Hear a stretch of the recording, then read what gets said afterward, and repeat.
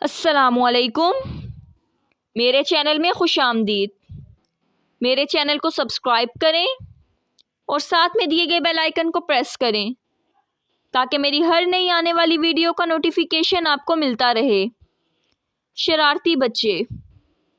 Honey grammar school پہلی class سے لے کر 5ویں کلاس تک تھا۔ یہ اسکول اپنی پڑھائی، لکھائی اور مناسب فیسوں کی وجہ سے بہت مشہور تھا۔ یہاں ڈسپلن کا بہت خیال رکھا جاتا تھا۔ اس کی ایک انوکھی بات یہ بھی تھی کہ مختلف مضمون پڑھانے کے لیے الگ الگ ٹیچرز نہیں تھیں، بلکہ ہر کلاس کی ایک مس مقرر تھیں اور سارا سال وہی ایک کلاس کو پڑھاتی تھیں۔ یہ استانیہ نہایت تعلیم یافتہ اور مختلف کورسز کر کے یہاں آتی تھیں۔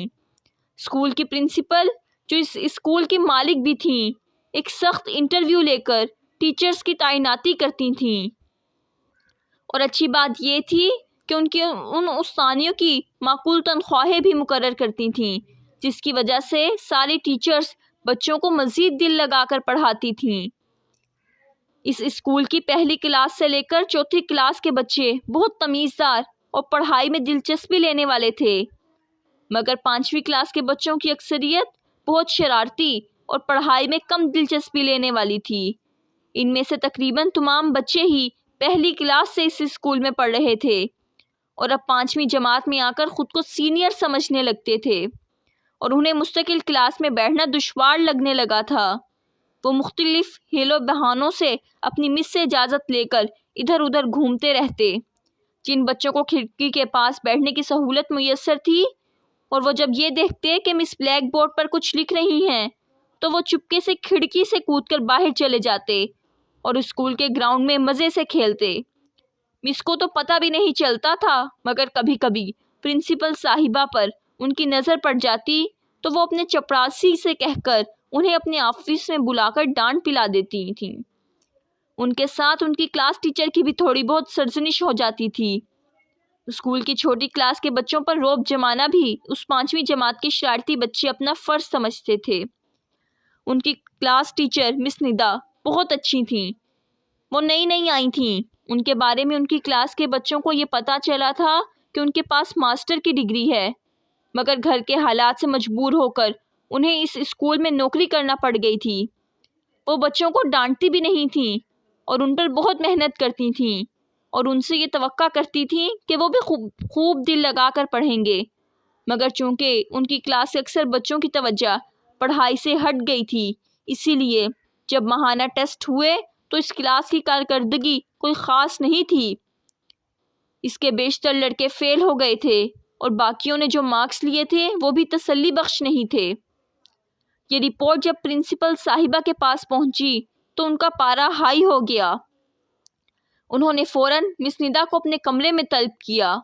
مس ندا کو اندازہ ہو گیا تھا کہ انہیں کیوں طلب کیا گیا ہے۔ وہ گھبرا کر جلدی سے کمرے سے نکل کر ان کے آفس کی جانب گئیں۔ سب بچوں کو یہ پتہ چل گیا تھا کہ ان کے رپورٹ کارڈ پرنسپل صاحبہ کی ٹیبل پر موجود ہیں۔ سن گن لینے کے لیے مس ندا کے پیچھے طارق بھی نکلا اور گھوم کر پرنسپل صاحبہ کے کمرے کی پشت پر آ گیا۔ طارق اپنی کلاس کے لڑکوں میں سب سے بڑا تھا۔ پرنسپل صاحبہ کے کمرے کی کھڑکی کھلی ہوئی تھی اور وہاں سے اندر کا منظر بآسانی نظر آ رہا تھا۔ طارق نے دیکھا کہ مس ندا سر جھکا کر پرنسپل صاحب کے سامنے بیٹھی ہیں۔ پرنسپل صاحبہ کے چہرے پر شدید غصے کے آثار تھے۔ وہ مس ندا کے سامنے رپورٹ کارڈ پھینک کر بولی، مس ندا فاطمہ، میں نے آپ کی گھریلو مجبوریاں دیکھ کر اپنے اسکول میں نوکری دی تھی۔ آپ کی کارکردگی سے میں بہت مایوس ہوں۔ پورے اسکول میں آپ کی کلاس کا نتیجہ سب سے برا ہے۔ اس بے عزتی پر مس ندا کی آنکھوں میں آنسو بھر آئے۔ انہوں نے رندھی ہوئی آواز میں کہا، میں تو بہت کوشش کرتی ہوں۔ 4تھی کلاس پاس کرنے کے بعد اس کلاس میں ان بچوں کا یہ پہلا مہینہ ہے۔ ویسے بھی وہ لوگ 2 ماہ کی چھٹیاں گزار کر آئے ہیں، اسی لیے پڑھائی پر زیادہ دھیان نہیں دے سکے۔ آپ مجھے ایک موقع دیں، میں کوشش کروں گی کہ آئندہ ایسا نہ ہو۔ مس ندا کی حالت دیکھ کر طارق کے جسم سے تو جیسے جان ہی نکل گئی۔ مس ندا بہت اچھی تھیں اور سب بچوں سے بہت اچھا سلوک کرتی تھیں۔ جس کی وجہ سے وہ لوگ بھی ان سے بہت محبت کرتے تھے۔ ان کی اس بے عزتی نے طارق کو افسردہ کر دیا تھا۔ وہ دل میں سوچ رہا تھا کہ ہماری لاپرواہی اور پڑھائی سے دور دور رہنے کی وجہ سے مس ندا کو ڈانٹ سننا اور بے عزتی برداشت کرنا پڑی ہے۔ میں آپ کو آخری موقع دے رہی ہوں۔ آپ کی کلاس کا رزلٹ اگر ایسا ہی رہا تو یہ ہمارے اسکول کے لیے بدنامی کا باعث ہے۔ لوگ اپنے بچے یہاں داخل نہیں کروائیں گے۔ میں مجبور ہو جاؤں گی کہ آپ کی جگہ کسی اور ٹیچر کا بندوبست کر لوں۔ اپنے اسکول کا معیار مجھے ہر چیز سے زیادہ عزیز ہے۔ بس اب جائیے، پرنسپل صاحبہ نے نہایت سخت لہجے میں کہا۔ اس سے زیادہ سننے کی تاب طارق میں نہیں تھی۔ وہ بھاگ کر واپس اپنی کلاس میں آیا اور جلدی جلدی اپنے ساتھیوں کو بتانے لگا کہ پرنسپل صاحبہ کے کمرے میں کیا ہوا تھا۔ ابھی اس کی بات ختم ہوئی ہی تھی کہ مس ندا بھی کلاس میں آ گئیں۔ انہوں نے شکایت کا ایک لفظ بھی زبان سے نہیں نکالا، البتہ ان کی آنکھیں بھیگی ہوئی تھیں اور وہ سر جھکا کر اپنی کرسی پر بیٹھ گئی تھیں۔ ان کا اداس چہرہ دیکھ کر طارق کا دل کٹ کر رہ گیا۔ دوسرے بچے بھی غمزدہ تھے۔ ان کی وجہ سے ان کی پیاری مس کی بے عزتی ہوئی تھی۔ طارق نے اپنی بوتل میں سے پانی نکالا اور ان کے پاس گیا۔ مس پانی پی لیں، اس نے ایک ہلکی سی لرزتی آواز میں کہا اور سر جھکا کر کھڑا ہو گیا۔ مس ندا نے اس کے سر پر ہاتھ پھیرا اور اسے پانی لے کر پی لیا۔ شکریہ طارق، انہوں نے گلاس واپس کرتے ہوئے مسکرا کر کہا۔ اب انہوں نے اپنی حالت پر قابو پا لیا تھا۔ ان کے چہرے پر وہی پہلے والی مسکراہٹ نظر آنے لگی تھی۔ انہوں نے ایک نظر پوری کلاس پر ڈالی اور بولی، بچوں، انٹرویل کی گھنٹی بج گئی ہے، اب تم لوگ لنچ کر لو۔ یہ کہہ کر وہ خود بھی اٹھ کر اسٹاف روم میں چلی گئیں۔ سراج اپنی جماعت کا مانیٹر تھا۔ ان کے جانے کے بعد وہ اپنی سیٹ سے اٹھ کر بولا، دوستو، طارق کی زبان سے ہم نے سب کچھ سن لیا ہے۔ لنچ کرنے کو ہمارا دل نہیں چاہ رہا ہے۔ ہماری وجہ سے ہماری مس ندا پر پرنسپل صاحبہ نے غصہ کیا۔ اس کا ہمیں بہت افسوس ہے۔ اگر ہم لوگ ذمہ داری کا مظاہرہ کرتے، ٹھیک طرح سے اپنا سبق یاد کر کے ٹیسٹ دیتے تو یہ سب کچھ نہ ہوتا۔ وہ تو ہمیں بہت محنت سے پڑھاتی ہیں۔ یہ ہماری ہی کمزوری ہے کہ ہم دھیان نہیں دیتے۔ ہم سب ہی بہت شرمندہ ہیں۔ اس کا ازالہ ہم صرف اس طرح سے کر سکتے ہیں کہ خود کو بدل ڈالیں اور اپنی پڑھائی میں خوب دلچسپی لیں تاکہ انہیں آئندہ ایسی صورتحال سے دوچار نہ ہونا پڑے۔